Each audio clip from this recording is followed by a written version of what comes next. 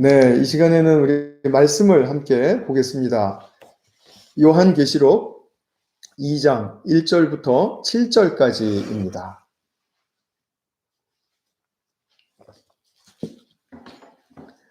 에베소서 2장 1절부터 7절까지 세 번역으로 제가 읽겠습니다. 여러분들은 가지고 계신 번역으로 읽어주시면 되겠습니다. 에베소 교회의 심부름꾼에게 이렇게 써보내라. 오른손에 7뼈를 쥐시고 7 금촛대 사이를 거니시는 분이 말씀하신다. 나는 네가 한 일과 네 수고와 인내를 알고 있다.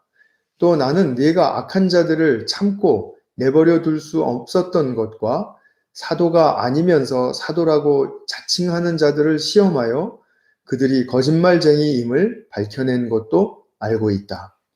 너는 참고 내 이름을 위하여 고난을 견디어냈으며 낙심한 적이 없다. 그러나 너에게 나무랄 것이 있다. 그것은 내가 처음 사랑을 버린 것이다. 그러므로 내가 어디에서 떨어졌는지를 생각해내서 회개하고 처음에 하던 일을 하여라. 내가 그렇게 하지 않고 회개하지 않으면 내가 가서 네 촛대를 그 자리에서 옮기겠다. 그런데 네게는 잘하는 일이 있다. 너는 니골라당이 하는 일을 미워한다. 나도 그것을 미워한다. 귀가 있는 사람은 성령이 교회들에 하시는 말씀을 들어라. 이기는 사람에게는 내가 하나님의 낙원에 있는 생명나무의 열매를 주어서 먹게 하겠다. 아멘. 네, 7교회 이야기 세 번째 시간인데요. 우리 첫 번째, 두 번째 시간은 이제 개관을 우리가 함께 보았고요. 오늘부터는 이제 1시간씩 그 각 교회에 관해서 말씀을 나누도록 그렇게 하겠습니다. 오늘은 우리 읽으신 대로 에베소 교회에 전하시는 예수님의 메시지가 되겠습니다. 이 에베소 교회가 존재했던 1세기에는 그 교회들이 지금 우리 현대 교회들과는 물리적인 조건과 형태가 아주 달랐습니다. 지금 이 1세기 시대에 또 2세기 시대까지도 예배 전용 건물이 없었습니다. 다시 말하면 우리 교회 건물과 같은 그런 전용 건물이 예배를 위해서, 친교를 위해서 존재하지 않았어요. 가장 최초로 고고학적으로 발견된 그 예배당 건물은 216년에 있었던 건물로 그렇게 추정이 되고 있습니다. 그때 당시에 존재했던 교회들은 몇십 명 정도의 크기였기 때문에 그 가정에서 모이는 것이 충분히 가능했습니다. 그러면 우리가 좀 퀘스천을 달아볼 수 있죠. 아니 사도 베드로가 이 설교했을 때 3,000명씩 모여서 교회를 이루었는데 그럼 그 사람들 다 한 장소에 모인 것 아닙니까? 네, 아닙니다. 그들은 이렇게 이제 지역별로나 아니면 이렇게 뭐 지인들끼리라도 이게 몇십 명 단위로 해서 이게 가정에서 모였다라는 거죠. 그들이 가졌던 예배 형식이나 또 친교 모임도 우리와는 또 사뭇 달랐습니다. 우리는 예배와 이렇게 또 먹고 또는 뭐 마시고 하는 친교 모임이 완전히 분리가 되어 있잖아요. 그런데 그때는 그러지 않았어요. 그 사람들은 그냥 모여서 같이 식사를 나누면서 성찬을 하고요. 그 다음에 또 주님의 임재를 누리면서 서로가 경험했던 주님의 이야기를 나누고 또 함께 또 주님께 기도하고요. 그리고 또 같이 사랑을 나누는 그런 예배와 친교가 한자리에서 이렇게 어우러지는 그런 그 예배와 친교 모임을 가졌습니다. 오늘날과 같이 묵도하겠습니다. 뭐 목회기도 시간입니다. 뭐 찬양하겠습니다. 대표기도는 누가 해주시겠습니다. 뭐 이런 식이 아니고요. 그들에게 오직 중요했던 것은 뭐냐면 예배의 내용이 예수님에 관한 것인가 였습니다. 예수님을 찬양하기 위해서 모였는가? 그것이 그들의 예배의 유일한 기준이었었어요. 그러니까 오늘날 우리도 이것저것 따지고 뭐 하고 하는 그런 것들을 좀 복잡한 것들을 좀 내려놓을 필요가 있습니다. 그런 거에 우리가 지나치게 신경 쓰다가는 정말 예수님 찬양이 잘 안 될 가능성이 있어요. 물론 입술로는 하겠죠. 그러나 입술로 하는 찬양만이 그것이 찬양이 아니죠. 우리의 마음과 우리 또 서로 하나가 되어서 같이 찬양하고 예배하는 것이 중요한 것이죠.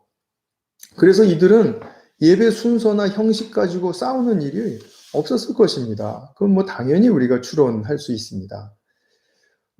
그런데 이제 이러한 특징을 가진 그 초대교회 중에 오늘 우리가 보고 있는 에베소 교회, 이 에베소 교회도 사도 바울이 개척한 교회이죠. 가정에서 모였을 것이고요.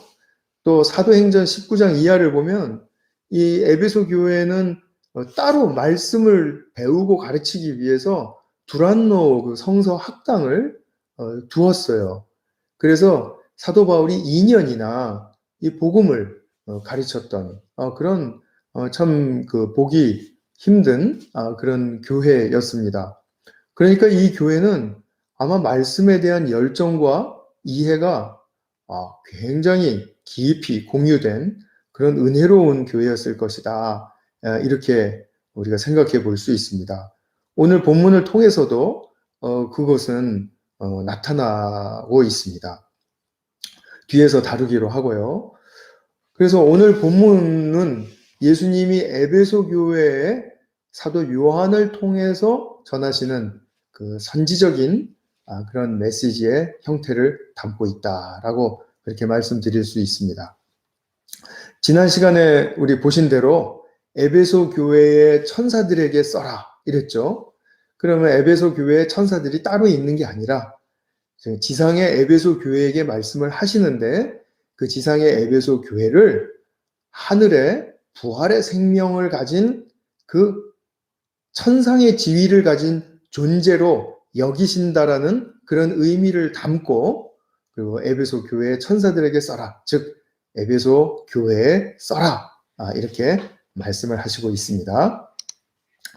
그러면 오늘부터 우리가 교회를 다룰 때는 이제 저의 그 설교 구조가 아주 단순할 거예요.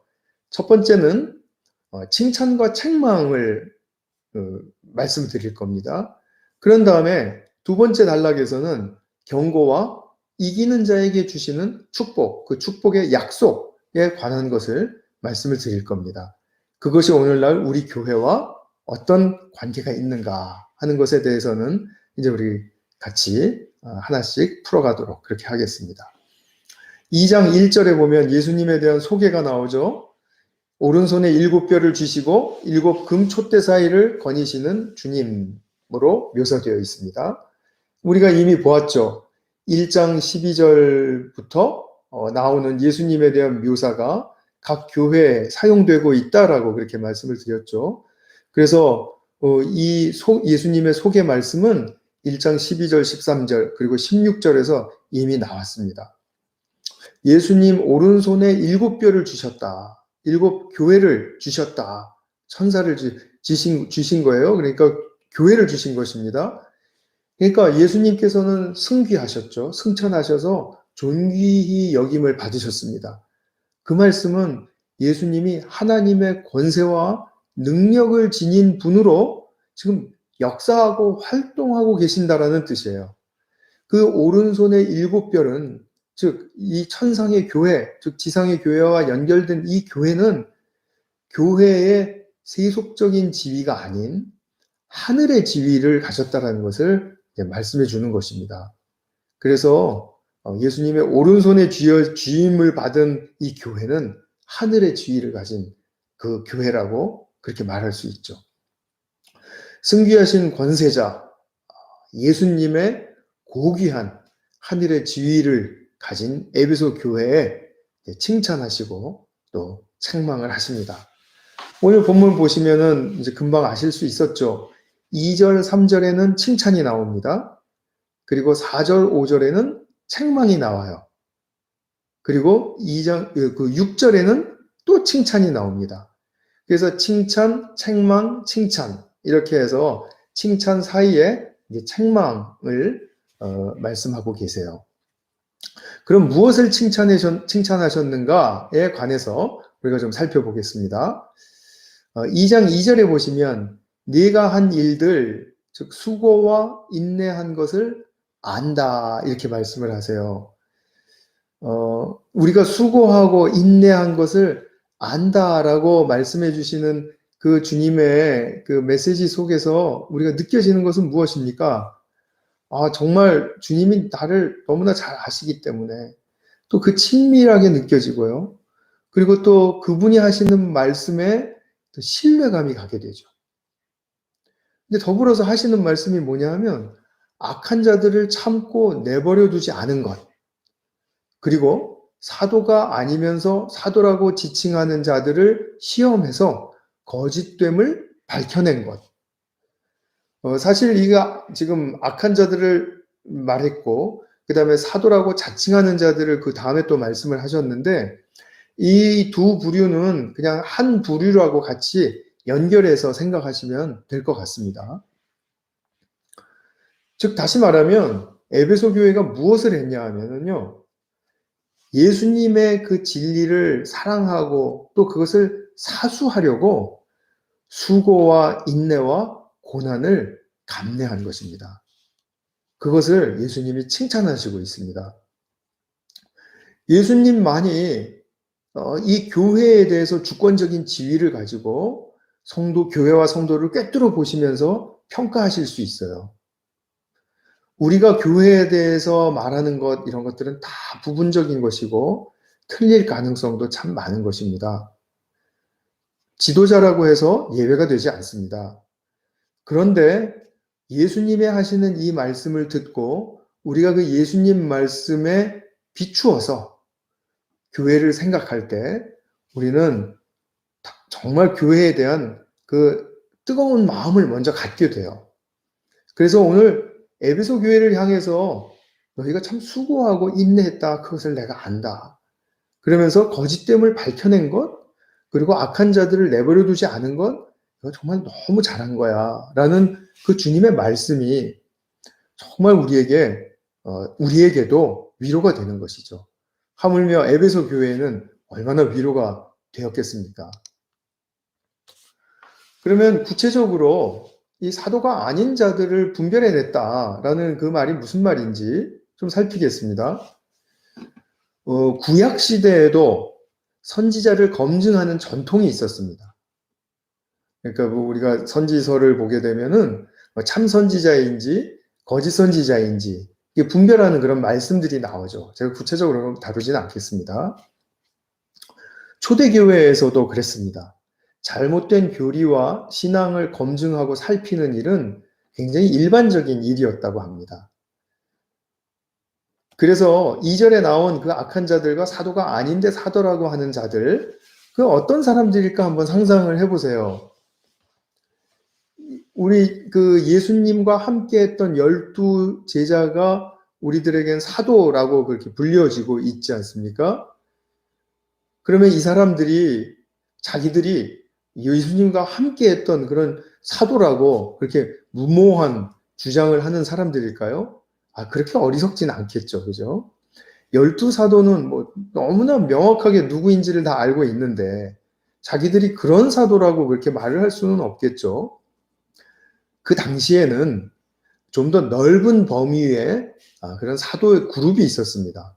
예를 들면 바나바, 또 예루살렘 공회의 지도자였던 야고보, 이런 사람들입니다. 그러니까 그런 12사도 외에도 좀 넓은 범위의 사도의 그룹들이 이렇게 있었는데 이 사람들은 지금 자기들이 그러한 사도의 그룹에 속한다고 주장하면서 조금 오만을 떨었던 사람들이었던 것 같아요.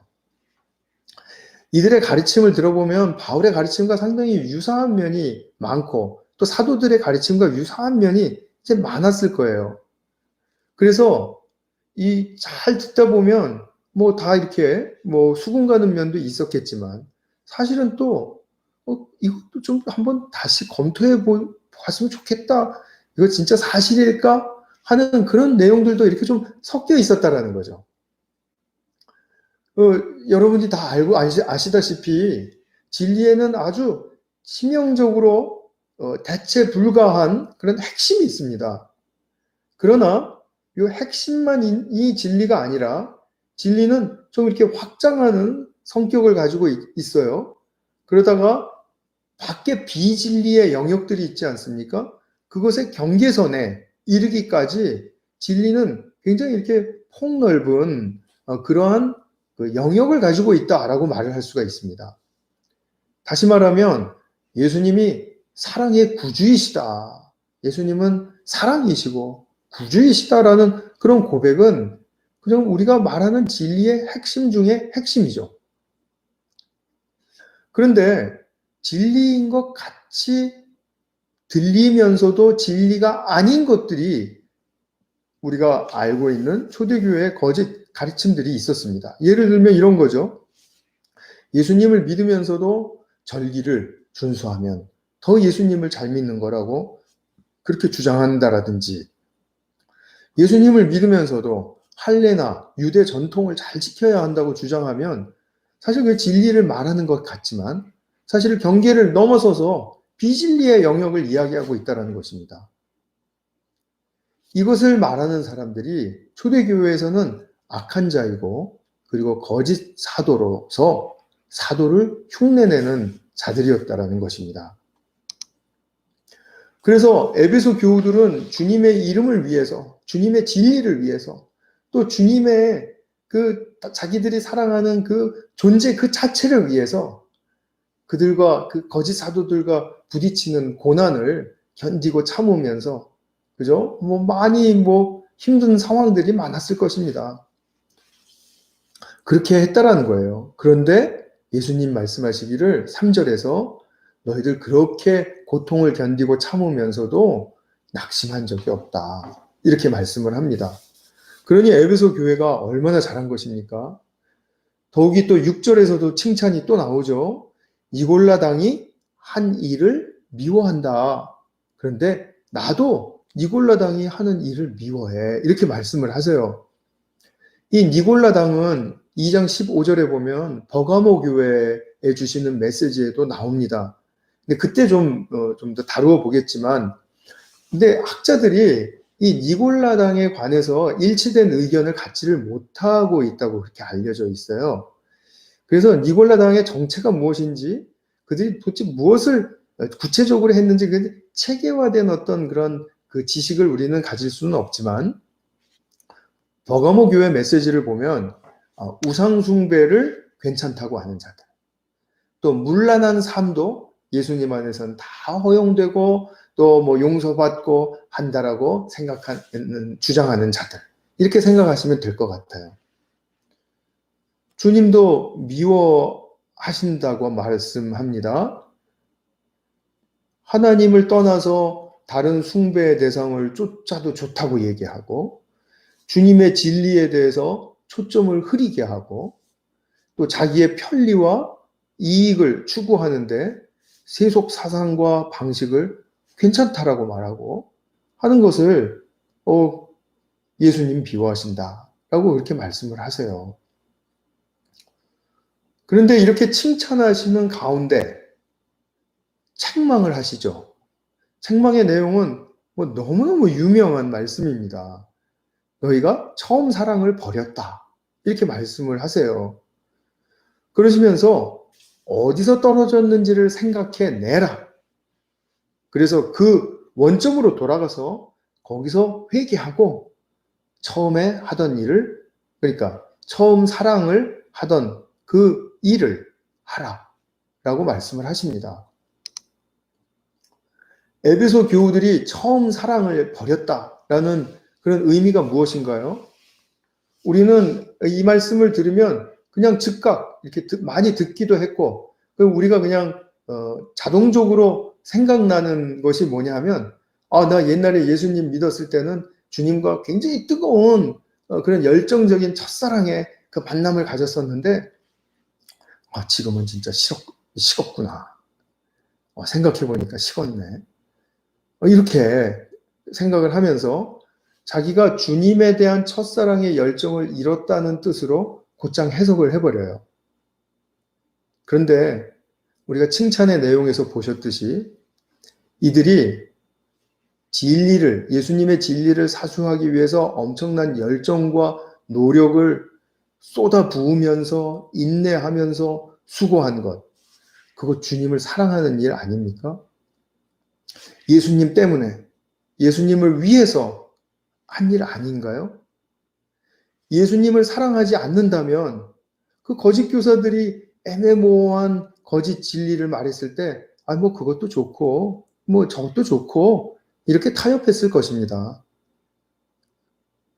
여기서 예수님이 말씀하시는 처음 사랑을 버렸다라는 말은 진리를 지키고 추구하고 옳고 그른 것을 분별하는데 애쓰다 보니까 형제 사랑에 식은 것을 뜻하는 말씀입니다. 한번 상상을 해보십시오. 참과 거짓을 분별해내는 그 과정은 굉장히 치열한 과정입니다. 굉장히 평화롭고 막 너그러운 마음이 넘쳐나고 막 서로 배려하고 뭐 이렇게 이해해주고 이런 가운데 참과 거짓을 분별해내는 그게 낭만적인 일이 아닙니다. 그건 가능하지. 그런 평화로운 가운데 그런 일이 일어날 것이라고는 생각하지 않는 게 우리도 맞는 말이겠죠. 그죠? 서로 다른 이견들이 나와요. 자, 이제 거짓 교사가 저기 이제 앞에 있습니다. 그런데, A라는 사람이, 참, 저 사람 좀 이상하게 말을 하는데? 그랬더니, B라는 그 옆에 형제가, 뭐 그렇게 틀린 거야? 괜찮은 것 같은데? C라는 사람이, 말도 안 돼. D라는 사람은, 그냥 이것도 맞고 저것도 맞고 그러면 안 되겠어? 이런 과정이 들어가지 않을까요? 그러면 결국은, 나 네 의견 받아들일 수 없어. 너 틀렸어. 막 이렇게 정죄하기도 하고. 그래서 충돌이 일어났겠죠. 그러다 보니까 어떻게 됐습니까? 서로 냉담해지고, 처음에 서로 뜨거웠던 그 형제 자매 사랑을 예수님 말씀대로 버리게 된 것입니다. 이런 일들은 우리가 참 많이 볼 수 있어요. 이게 직결된 그런 영역 속에서도 많이 볼 수 있습니다. 이념 문제에서도 그렇고요. 종교적인 문제에 있어서도 그렇고요. 어떤 사회적인 이슈에 대해서 말을 할 때도 그렇고요.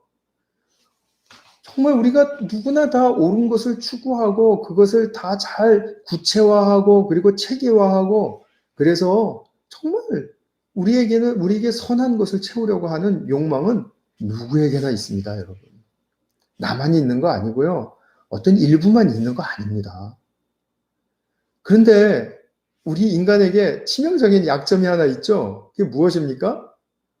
서로 다른 것을 못 견디는 그런 인간의 약점이 있지 않습니까?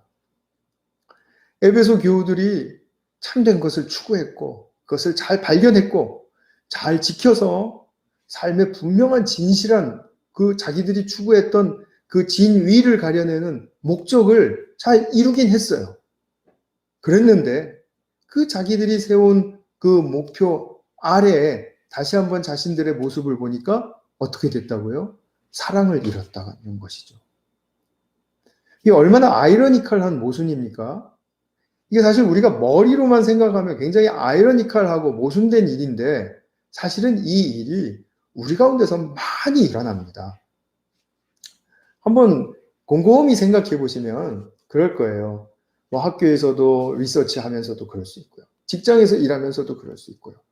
뭐 어떤 사회에서도 이런 일은 얼마든지 있을 수 있습니다. 주님은 이것을 책망하시지 않을 수 없었습니다. 왜냐하면 인간은 지성만 진리로 채운다고 해서 진리의 존재로 성장하지 못합니다. 인간의 여러 영역, 감성의 영역도 있고 또 우리 의지적인 영역도 있고 또 성품의 영역도 있고 또 방식의 또 문화의 영역도 있고 그런 모든 영역에서 통합적인 그러한 그 속성을 우리가 추구하고 이루어가면서 진리의 존재로 성장하는 것이지 하나를 잘 분별해내고 하나를 잘 해냈다. 예수님의 진리를 사수했다. 그것만 가지고 우리가 예수님의 제자로서 또 하나님의 자녀로서 통합적이고 또 온전하게 성장할 수 있지 못하다라는 것입니다. 그래서 진리를 분별하고 그것에 용단을 내리고 거짓 사도들을 쫓아낸 것을 잘했다고 칭찬하시면서 예수님은 형제 자매 사랑을 잘 지키고 있는지 그것을 돌아보게 하시는 거죠. 주님은 이것을 점검하십니다. 오늘날도 이 적용은 동일합니다. 성경을 알고 예배드림에 열정을 갖고 교회 일도 열심히 하고 헌금도 열심히 드리고 그런데 그렇게 하면서 형제 사랑을 잃어요. 거기서 형제 사랑을 잃는 거기서 나는 진리의 존재로서 성장이 멈추게 되는 것입니다.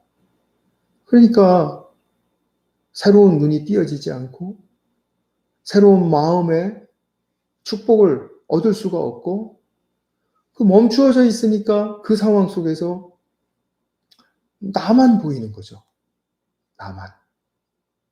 나와 비슷한 의견을 가진 사람들만 보이는 거죠. 그것은 우리가 형제 사랑을 잃어버린 증거라고 말을 할 수가 있습니다. 그런데 중요한 것도 한 가지를 짚고 넘어가야 할 것은 형제 사랑과 하나님에 대한 사랑이 결코 분리되지는 않는다라는 것입니다. 즉 다시 말하면 지금 에베소 교회의 지금 이 시점을 딱 잘라서 그 단면을 보게 되면 예수님에 대한 사랑은 살아있는 것처럼 보이고요. 형제 사랑을 잃은 모습이 보여요.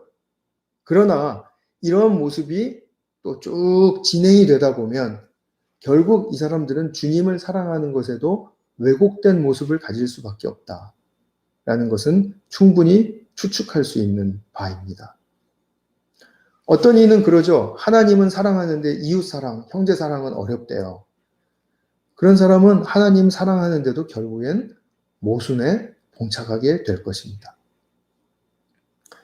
이런 과정이 일시적일 수 있습니다. 그러나 하나님 사랑과 형제 사랑은 결국 크게 한 본질 안에서 만난다라는 것을 놓치시면 그럼 기독교 진리의 핵심을 맛볼 수가 없게 됩니다. 그럼 이제 우리 두 번째 단락으로 경고와 축복을 보겠습니다. 예수님은 이 사랑을 회복하지 않으면 촛대를 옮기시겠대요. 자, 구약에서 성막에 촛대가 있었죠. 지금 이 촛대를 연상하시면 됩니다. 이 촛대는 하나님의 진리를 밝히는 일을 합니다. 그런데 이 사랑을 회복하지 않으면 이 촛대를 옮기시겠대요. 교회가 촛대의 역할을 하고 있죠. 진리의 빛의 운반자로서 교회가 갖는 그런 본질적인 사명과 역할이 있다라는 거예요. 그런데 그 소중한 지위를 박탈하시겠다라는 것입니다. 이건 예수님의 의지적인 표현입니다. 촛대를 옮기겠다.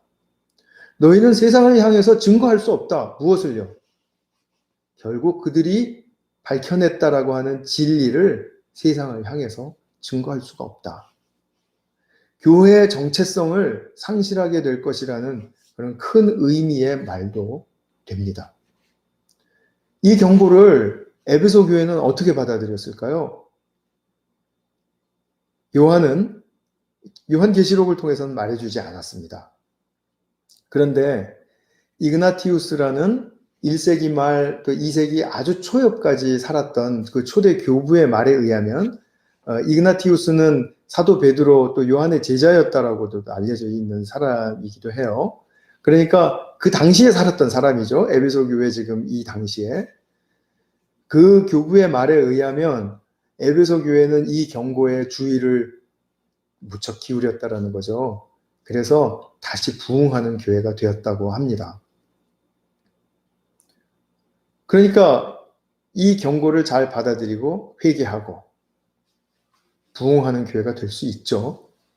그것은 정말 너무나 교회 역사 속의 명확한 사실입니다.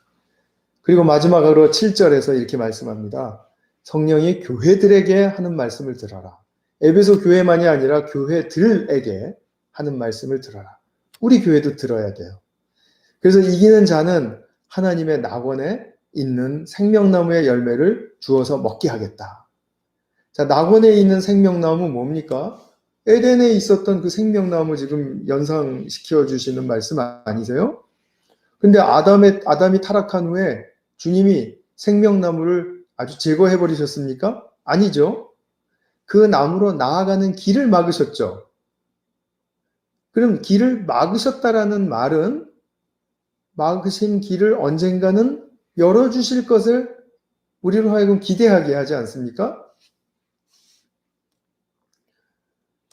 이 낙원에 있는 그 생명나무가 무엇을 상징합니까?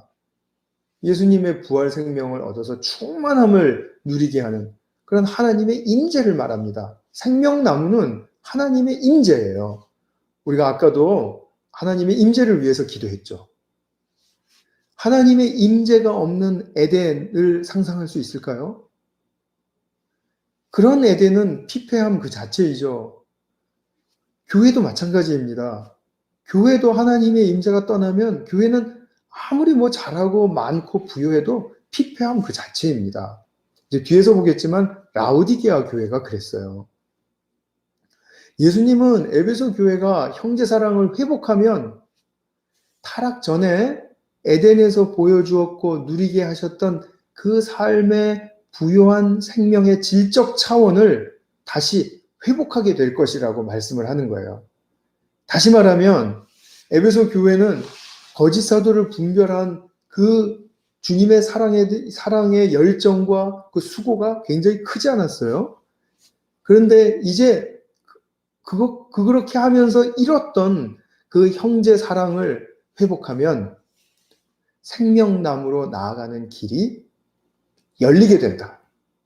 뚫리게 된다. 지금 이 말입니다.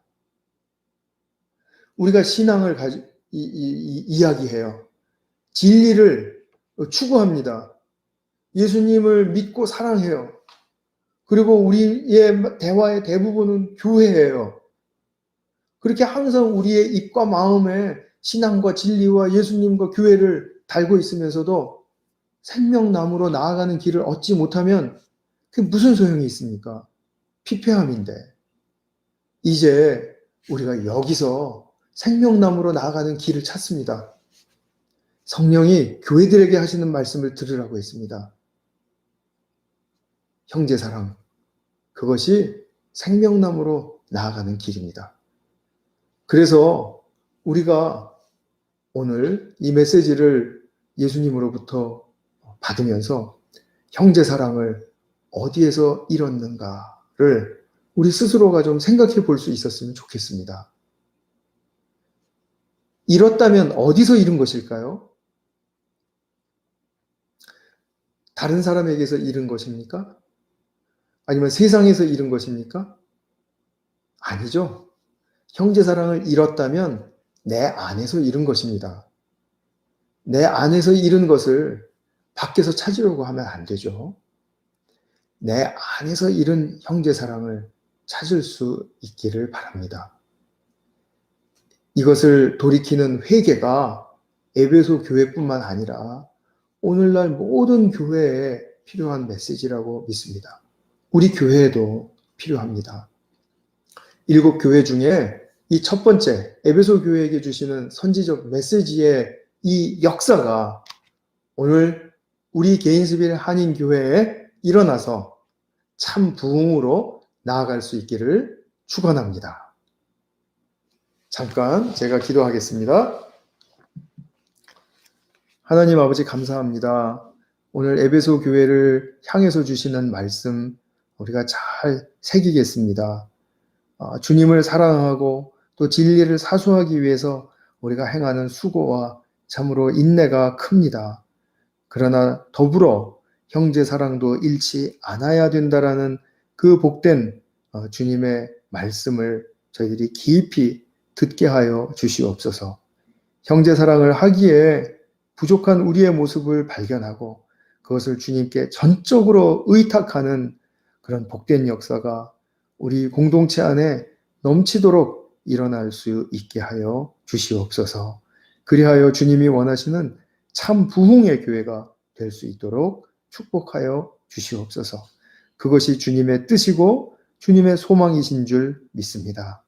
예수님의 이름으로 기도하였습니다. 아멘.